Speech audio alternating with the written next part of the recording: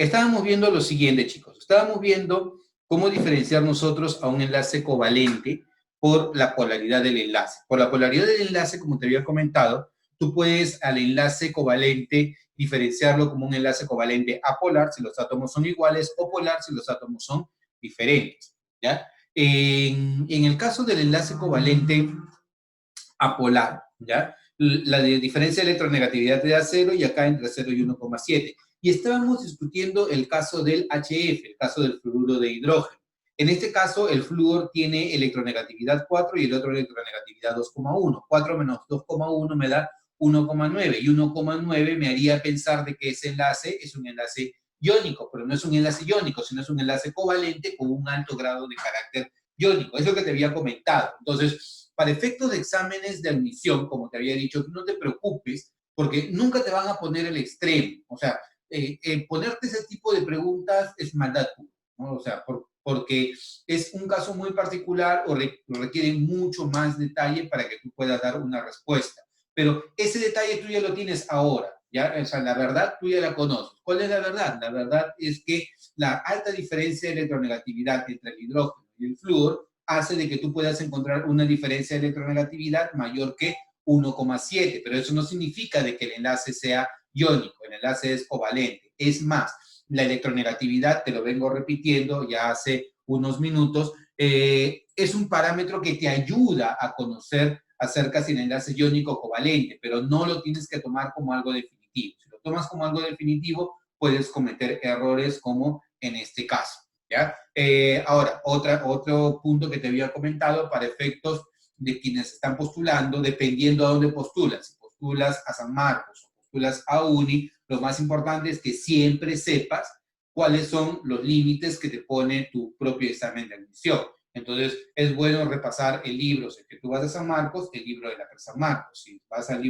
Si vas a UNI, repasar el libro de CEPREUNI, porque esa va a ser la base de referencia para poder enfrentar el examen, ¿ya? Otra forma de clasificar, espero haber respondido tu pregunta, Fernando y Aarón. La siguiente forma de cómo clasificar el enlace es a partir del número de electrones compartidos, ¿ya?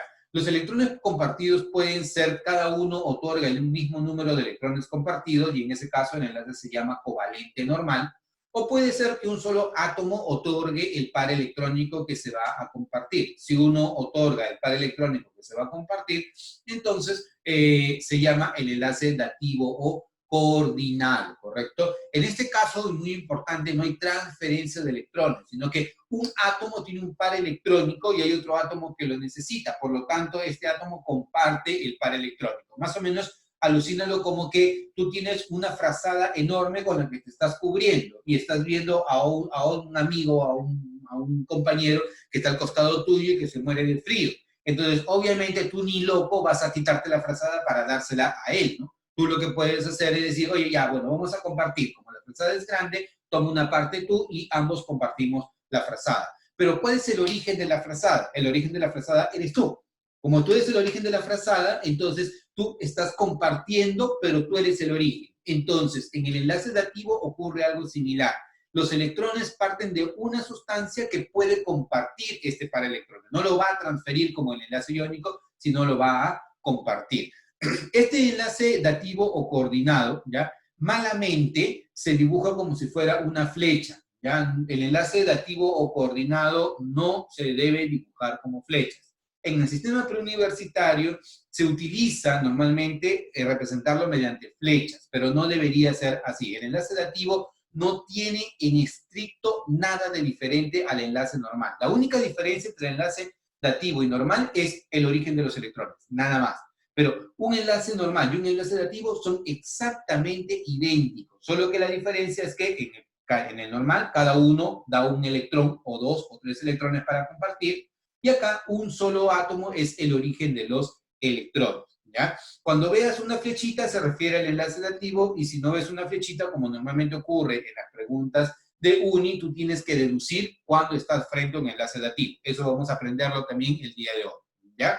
Otra forma de clasificar al enlace covalente es a través de saber si es simple o múltiple. Si el enlace es simple, va a ser normal o dativo, ¿ya? Y si es múltiple, va a ser enlace doble o enlace triple. Si es enlace simple, ¿ya? El enlace simple se llama enlace sigma, ¿ya? Y si es enlace doble, ¿ya? Uno va a llamarse sigma, el otro se va a llamar pi. Si es triple, uno se llama sigma y los otros dos se llaman pi. Esto es clásico de las preguntas de examen de admisión o las preguntas de las evaluaciones, en donde te ponen una molécula y te dicen, indica cuántos enlaces sigma y cuántos enlaces pi hay. Facilito. Si es que tú ves enlace simple, solamente sigma. Si ves enlace doble, a uno es sigma y el otro es pi. Y si ves enlace triple, uno es sigma y los otros dos son enlaces del tipo pi. ¿Ya? Entonces, esto es la clasificación. ¿Cómo varía la electronegatividad con respecto a la polaridad del enlace? Aquí está lo que te había comentado, ¿no? Y esto de acá es algo que, por ejemplo, se analiza en diferentes libros preuniversitarios, en la Brown, en Witten, en Chan, lo analizan bastante bien. Yo tengo, por ejemplo, el enlace flúor-flúor, el HF y el litio-flúor, ¿ya? Aquí la diferencia de electronegatividad obviamente vale 0. ¿Por qué? Porque el flúor tiene electronegatividad 4 menos 4, 0. El hidrógeno tiene electronegatividad 2,1, 4 menos 2,1 me da 1,9. Y en el caso del litio-flúor, 4 menos 1 me da 3. Si te das cuenta, esta diferencia de electronegatividad superó el 1,7. Por lo tanto, ¿este enlace de qué tipo es? Iónico. ¿Ya? Con toda la libertad del mundo es un enlace iónico.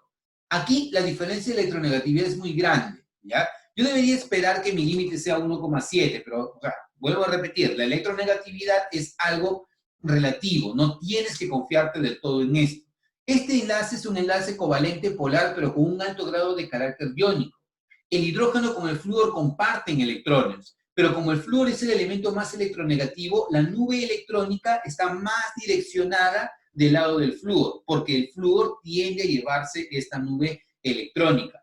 En cambio, cuando tú tienes dos átomos de flúor, la nube electrónica se distribuye de manera uniforme entre ambos núcleos, ¿correcto? Por acá tienes al núcleo del flúor en el interior, por acá el otro núcleo del flúor del interior, y sus nubes electrónicas se encuentran distribuidas uniformemente. Y en esta parte de acá, ya en esta parte de acá, es donde ocurre el solapamiento o el traslape de las nubes electrónicas. Las nubes electrónicas se acercan, se solapan, se traslapan y ahí empieza a compartirse los electrones alrededor de ambos núcleos. Es así como yo debo alucinarme cómo es un enlace químico. ¿Ya? El enlace químico no es símbolo, símbolo, rayita, no. El enlace químico es núcleo, núcleo, nubes electrónicas alrededor y un sistema estable. Es así como yo debo imaginarme al enlace químico, ¿ya? Y particularmente lo que te mencionaba hace un rato, ¿no? En el enlace iónico, ¿ya? No hay una transferencia completa de electrones, sino una transferencia casi completa de electrones.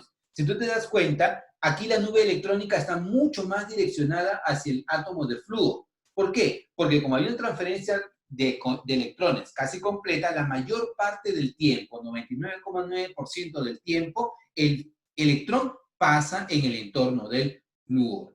¿Ya? Ahora, la diferencia obviamente está de que yo no puedo hablar de la molécula del fluoruro de litio, ¿te acuerdas? Porque si tú hablas de compuestos iónicos, en los compuestos iónicos se habla de unidades fórmula, no se habla de moléculas.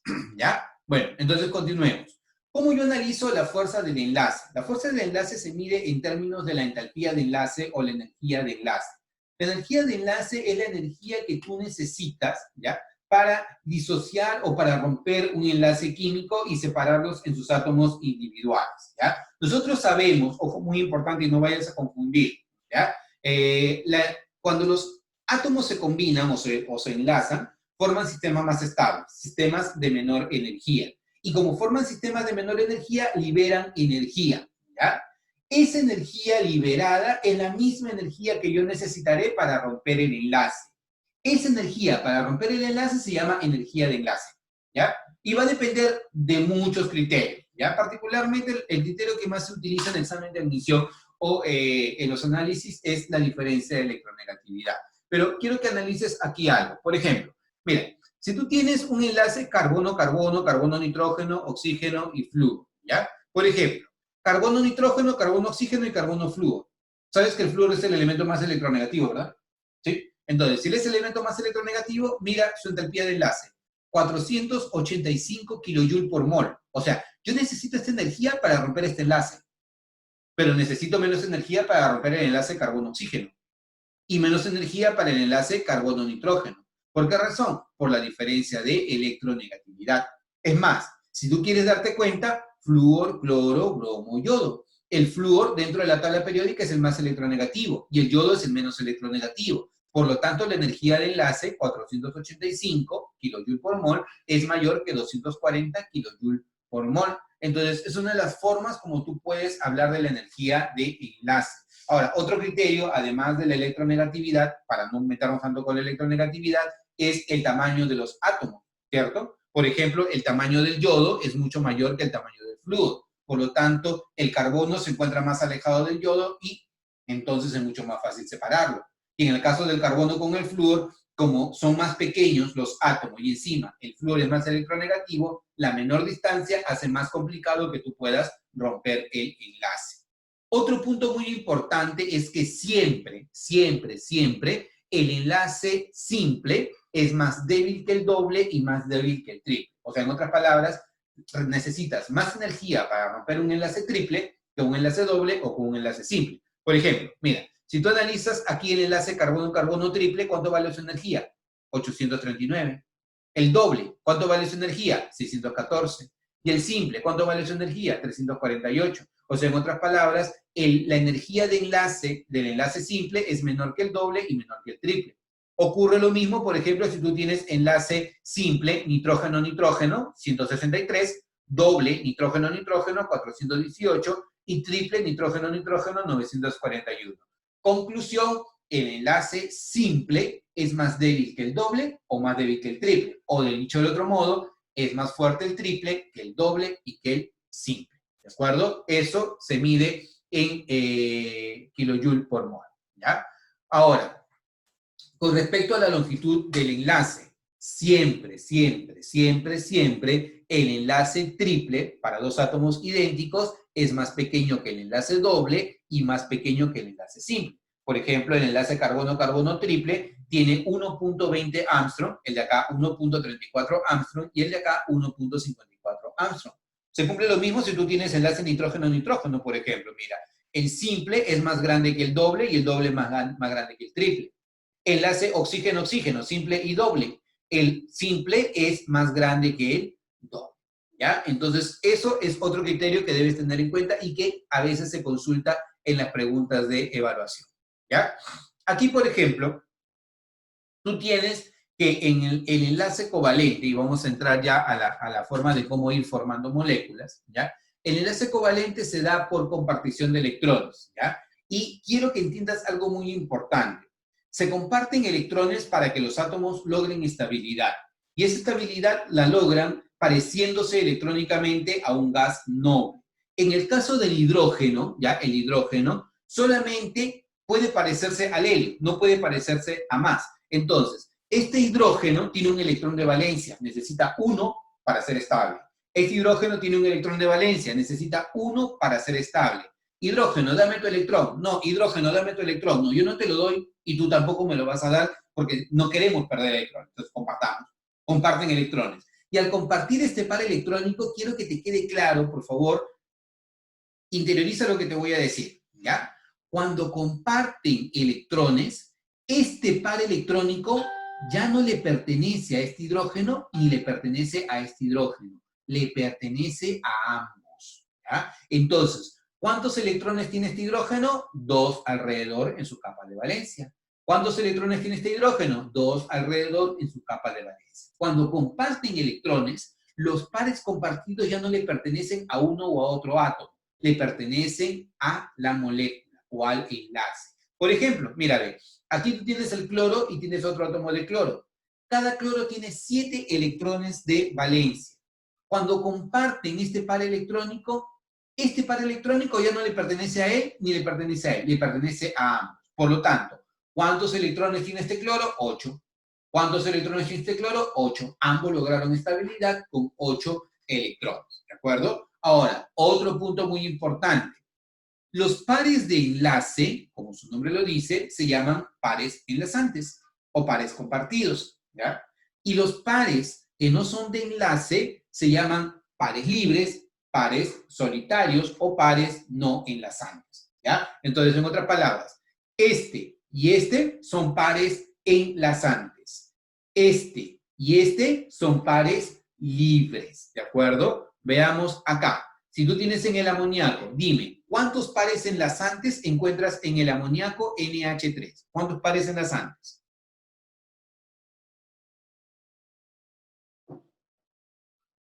¿Cuántos pares enlazantes hay en el NH3?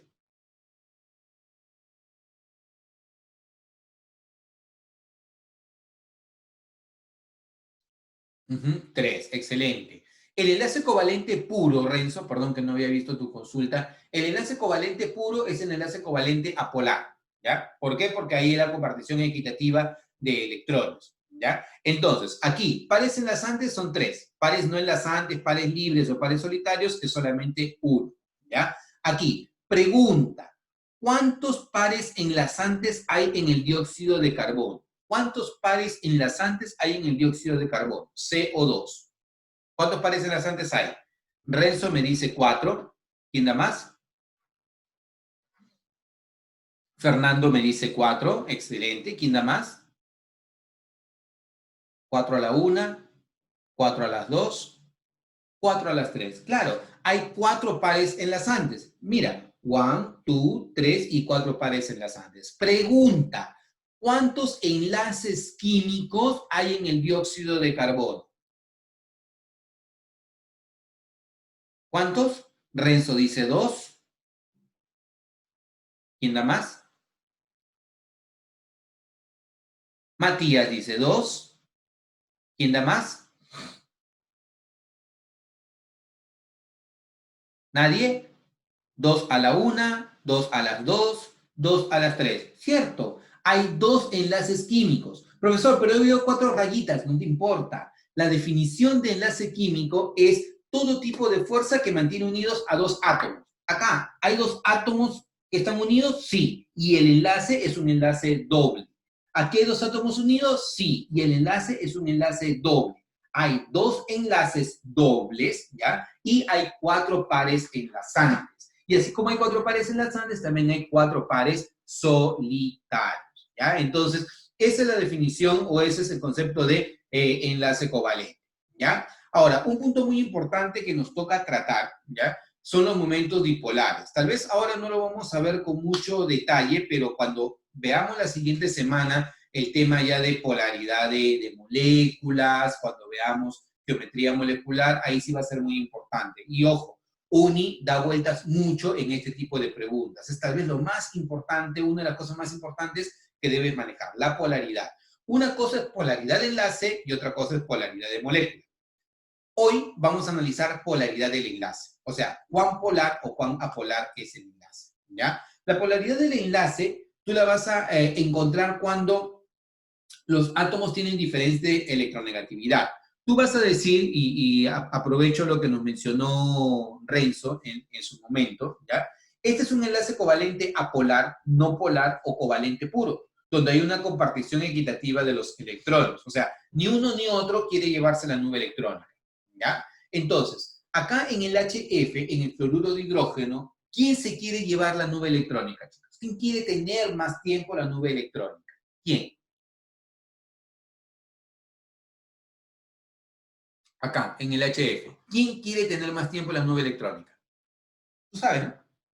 El flúor. ¿Por qué? Porque como el flúor es más electronegativo, tiende a llevarse la nube electrónica. Y al tratar de llevarse la nube electrónica, tiende a llevarse los electrones, ¿cierto? No es que, ojo, quiero que entiendas esto, no es que el flúor se lleva los electrones, sino que estos electrones pasan más tiempo en el entorno del flúor. Por lo tanto, como los electrones pasan más tiempo en el entorno del flúor, además de incrementar el espacio de la nube electrónica, tiende a cargarse negativamente. Y como el otro átomo, el hidrógeno, tiende a perder electrones, tiende a cargarse positivamente. Por lo tanto, la carga negativa que yo tengo acá y la carga positiva que yo tengo acá será una carga negativa total o parcial. Dime, ahí sí tienes que responderme. La carga negativa que yo tengo acá y que yo tengo acá, ¿va a ser una carga negativa total o parcial? Habla. Excelente, Aarón. Claro, va a ser una carga parcialmente negativa o parcialmente positiva. Excelente, Renzo. Excelente, Fernando. Muy bien. Claro, parcialmente positivo o parcialmente negativo, porque no me llevé yo a la nube electrónica, ni perdí la nube electrónica, sino que parcialmente se ha cargado uno positivo y otro negativo. Y esa parcialidad, ¿ya? Y esa parcialidad de la que te estoy hablando, tú la representas de esta manera. Mira, esta es la letra delta minúscula, delta griega minúscula. Parcialmente negativo, parcialmente positivo. En el enlace iónico no hay delta. Simplemente tú mencionas positivo o negativo, catión o anión. Acá no. Acá tú hablas parcialmente negativo, parcialmente positivo. Es una de las formas de cómo expresar la polaridad del enlace, ¿ya? Pero si yo no quiero expresarlo así, yo lo puedo expresar como si fuera un vector. Y el vector siempre va dirigido hacia el elemento más electronegativo. En este caso, el elemento más electronegativo, ¿quién es? El flúor. Por lo tanto, voy a decir que el vector va hacia allá. Y tú le pones aquí en la colita, así una rayita, ¿ya? Que te indica que este es en la zona positiva y esta es la zona negativa. A esto es lo que nosotros conocemos con el nombre de dipolo de enlace, ¿ya? Porque se han formado dos polos, un polo positivo y un polo negativo, parcialmente positivo, parcialmente negativo. Eso es clásico de moléculas polares, ¿ya? Y esta polaridad del enlace está muy ligada, muy ligada a la diferencia de electronegatividad. Cuanto mayor sea la diferencia de electronegatividad, mayor es la polaridad del enlace. Por ejemplo, mira, la diferencia de electronegatividades en el HF vale 1,9 y la diferencia de electronegatividades en el yoduro de hidrógeno vale 0,4.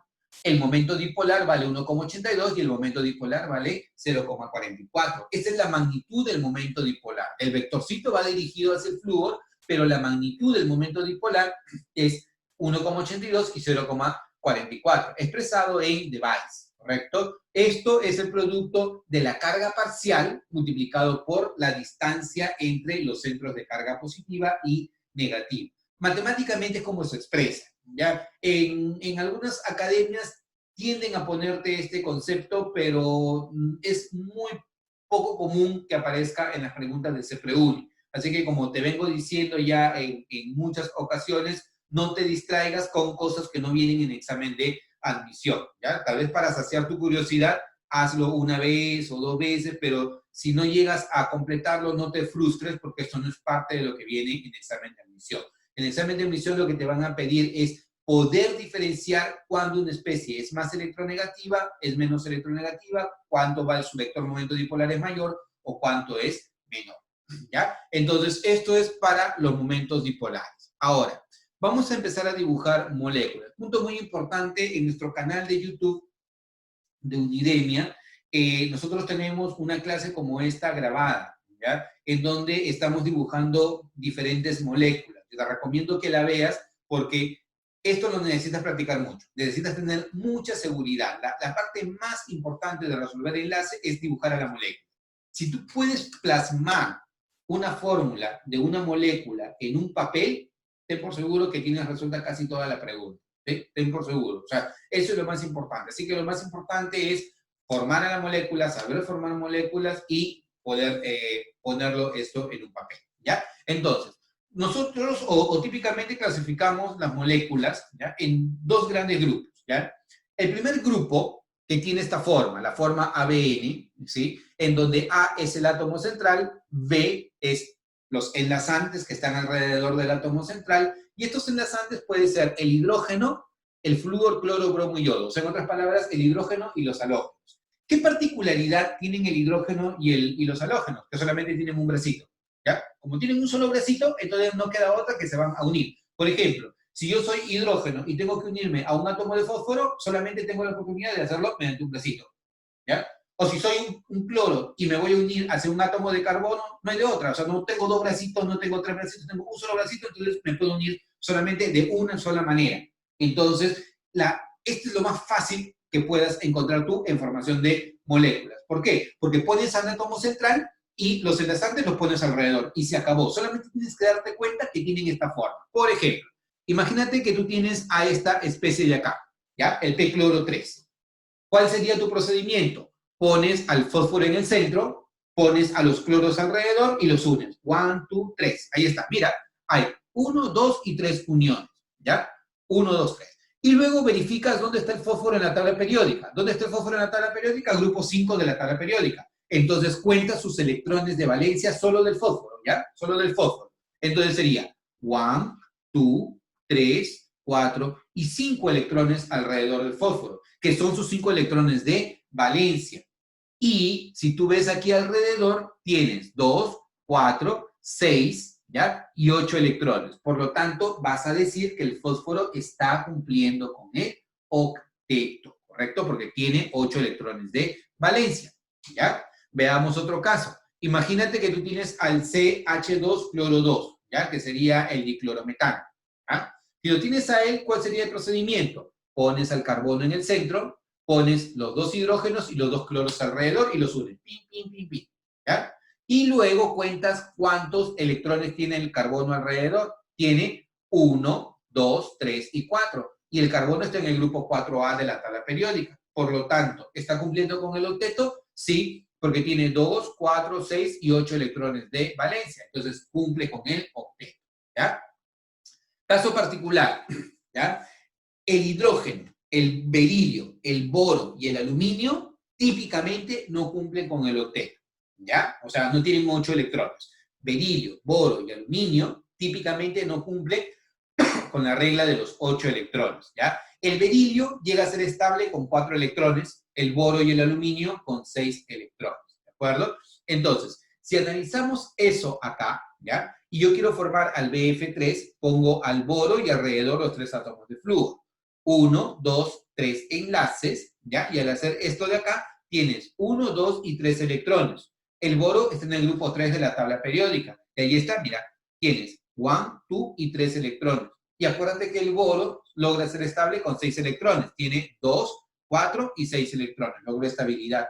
Pero solamente tiene 6 electrones en su capa de valencia. O sea, no cumplió con el octeto. Tiene menos de 8 electrones. En ese caso se dice que el octeto está incompleto. Si tiene menos de 8 electrones, se habla de octeto incompleto. Pero también ocurre lo contrario. Por ejemplo, en el SF4, si yo te digo con toda la maldad del mundo, oye, dibújame al SF4, al tetrafluoruro de azufre. Ya, profe, facilito. ¿Cómo lo haces? Pones al azufre en el centro y los 4 átomos de flúor. Y luego unes mediante líneas, ¿ya? Sería una línea, 2 líneas, 3 líneas y 4 líneas. Y un alumno común y silvestre hace solamente eso y dice, el azufre cumple con el octeto. Pero tú no vas a hacer eso, porque tú sabes, ¿ya? Tú sabes que en este caso el azufre tiene 6 electrones de valencia. Entonces deberías colocar 1, 2, 3, 4 y dibujar los otros dos acá, 5 y 6. Entonces, ¿a qué conclusión llegas? De que primero, en esta molécula, el azufre tiene un par libre. Y segundo, de que ¿cuántos electrones de valencia hay en su capa? 2, 4, 6, 8 y 10. Sobrepasé los 8 electrones. O sea, significa que superé el octeto. A esto se le conoce con el nombre de octeto expandido. Cuando tú cuentas 8 electrones en la capa de valencia, como en este caso o en este caso, se dice que cumple con la regla del octeto. Pero cuando tiene menos de 8 electrones, se dice que es octeto incompleto. Y cuando tiene más de 8 electrones, se dice que es octeto expandido, ¿ya? Por ejemplo, en estas moléculas yo te voy a dar a ti, ¿ya? La tarea de que tú las puedas dibujar. Ya vas a dibujar a estas moléculas. El amoníaco, C-cloro 4, BF3, berilio H2, teniendo en cuenta que todas estas moléculas, como soy buena gente, tienen esta estructura, ¿ya? Entonces, hazle un screenshot a tu máquina para que puedas trabajarlo. Sí, excelente, Aaron. Octeto expandido. Ese es el nombre que va a recibir, octeto expandido. ¿Ya? Siguiente tipo de moléculas, ¿ya? Este tipo de moléculas es la típica que van a aparecer en examen de admisión. Vamos a ir resolviendo algunas, pero tú te vas a dar cuenta que conforme vayamos avanzando ya no necesitaremos del todo utilizar esta regla que vamos a trabajar. Pero cuando tengas dudas, trabaja esta metodología, ¿ya? Esta metodología te puede parecer grande, aburrida tal vez, pero es una metodología que es infalible, chicos. Te va a ayudar a darte mucha información a la hora de dibujar moléculas. Lastimosamente, nosotros trabajamos mucho con la rapidez. Oye, quiero dibujar una molécula, ¿cómo se dibuja?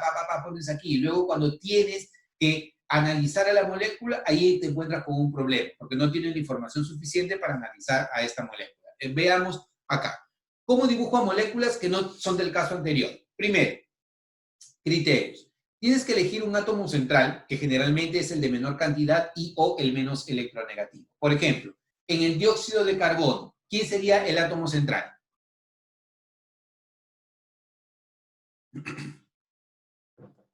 Excelente, Aarón. El carbono. Claro, en el dióxido de carbono, el átomo en menor cantidad y el menos electronegativo va a ser el carbono, definitivamente.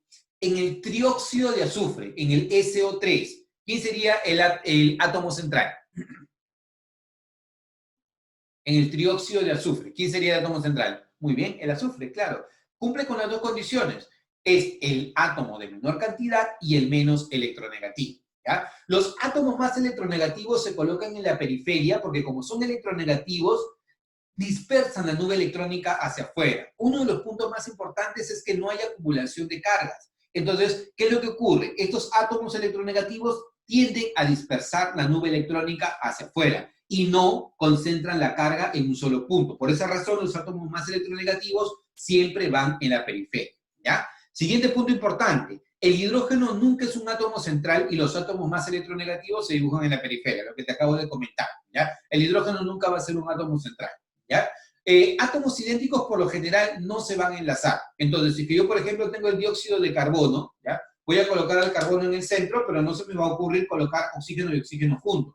O de repente en el SO3 colocar el azufre y los tres átomos de oxígeno juntos. Eso normalmente no pasa. Los átomos idénticos no se unen, salvo casos muy particulares, no muy particulares, sino muy amplios como en química orgánica, en donde el carbono sí se une consigo mismo para formar enormes cadenas carbonadas, pero eso es porque es el carbono. El carbono tiene un tipo de química muy particular, ¿ya? Lo hace muy especial, su ubicación en la tabla periódica, su tamaño, su electronegatividad, todo lo hace el átomo perfecto para formar compuestos orgánicos, ¿ya? Otro punto muy importante que debes tener en cuenta es que tienes que buscar que tu molécula sea lo más simétrica posible. Ese es uno de las bases. Cuanto más simétrica sea la molécula, mejor. ¿Por qué? Porque al tener simetría, las cargas se dispersan de manera uniforme hacia la periferia, ¿ya? Y para determinar el número de pares enlazantes, tú puedes utilizar esta relación. El número de pares enlazantes son los electrones de octeto menos electrones de valencia entre 2. Octeto menos valencia entre 2, ¿ya? Entonces, puntos que debes tener en cuenta. Mientras a ti no te digan lo contrario, todo átomo cumple con el octeto. O sea, mientras a mí no me digan nada, todos los átomos deberían cumplir con el octeto. O sea, todos deben tener 8 electrones externamente. El hidrógeno, algunas veces no, el hidrógeno solamente es estable con 2 electrones. Pero podría darse el caso, y se ha dado el caso, que en el mismo examen de admisión te dice, considere que el átomo central expande su capa de valencia a 10 electrones. Eso es clásico en preguntas con el fósforo, ¿ya? Considere que el átomo central expande su capa de valencia a 10 electrones. Entonces, tú en ese caso ya consideras que los electrones del octeto ya no son 8, sino son 10, ¿ya? Los electrones de octeto son los electrones para completar el octeto. Los electrones de valencia es el grupo en la tabla periódica. Creo que no te comenté eso, ¿ya? El hidrógeno, el berilio, el boro y el aluminio típicamente no cumplen con el octeto, ¿ya? El hidrógeno logra estabilidad con 2 electrones, entonces diremos que sus electrones de octeto son 2. El berilio, el boro y el aluminio, 4 y 6 respectivamente. Por eso te decía que no es del todo correcto utilizar la regla del octeto para hablar solamente de 8 electrones, porque la estabilidad no solamente se logra con 8 electrones, podría lograrse de otra manera. Pero en caso tú te cruces frente al hidrógeno, al berilio, el boro y el aluminio, los electrones de octeto son respectivamente estos valores numéricos, ¿ya? Si es que tú tienes que dibujar a un catión o un anión, ¿ya? Impactas a los electrones de valencia. ¿Qué quiere decir? Si yo veo una especie con carga menos 2, significa que ha ganado 2 electrones. ¿A dónde los llevo? Los llevo a los electrones de valencia. Si una especie tiene carga más 1, significa que perdió un electrón. ¿A dónde lo llevo? Lo llevo a los electrones de valencia. Eso quiere decir que si los electrones de valencia me salieron 8, le resto 1 y sería 7. En el caso de que sea negativo, si me salió 10 y tiene carga menos 2, 10 más 2, 2. ¿Sí? Así de fácil. Entonces, El número de pares enlazantes son los electrones de octeto menos electrones de valencia entre 2. Dibujemos una molécula para que veas de qué se trata esto y no solamente quede en este criterio, ¿ya? Por ejemplo, yo te digo, quiero dibujar a la molécula del dióxido de carbono. Entonces, ¿qué voy a decir? Voy a decir, bueno, en el dióxido de carbono tengo un carbono y tengo 2 oxígenos. Mientras no me digan lo contrario, todo átomo cumple con el octeto. Entonces, 8 electrones para el carbono y 8 electrones para el oxígeno para su octeto. Como hay un carbono, 1 por 8, 8. 2 por 8, 16. 8 más 16, 24 electrones para el octeto, ¿ya? Y electrones de valencia sería lo siguiente. En el grupo 4, pones esto. Como el oxígeno está en el grupo 6, pones esto. 1 por 4, 4. 2 por 6, 12. 4 más 12, 16. Tengo electrones de octeto y tengo electrones de valencia. ¿Qué tienes que hacer? Restar. Electrones de octeto menos electrones de valencia entre 2. ¿Cuánto te da? 4. O sea, significa que debo tener 4 pares enlazantes. Primer criterio. Quiero dibujar a la molécula. ¿Será esta la forma de cómo ubicar a los átomos? No, no. Tú primero tienes que dibujar a un átomo central, ¿no? Que sea el de menor cantidad o el menos electronegativo. Y en este caso te estoy diciendo que el oxígeno es el átomo central. Es más, te estoy diciendo que estoy uniendo átomos idénticos y esos son criterios que normalmente no se van a dar. Entonces, eso no debe ser. Dislike. La otra forma es la siguiente. Si yo tengo aquí el átomo central y tengo a ellos y tengo 4 pares enlazantes, yo puedo darte esta posibilidad o puedo darte esta posibilidad, ¿no? Tendría enlace triple, enlace simple, enlace simple, enlace triple. Puede ser posible, ¿cierto? Pero hay un criterio que te mencioné. Mencióname ese criterio que te dije. ¿Cuál sería el criterio que por ahí haría de que esto no sea tan, no es que no sea válido, sino que no sea tan válido?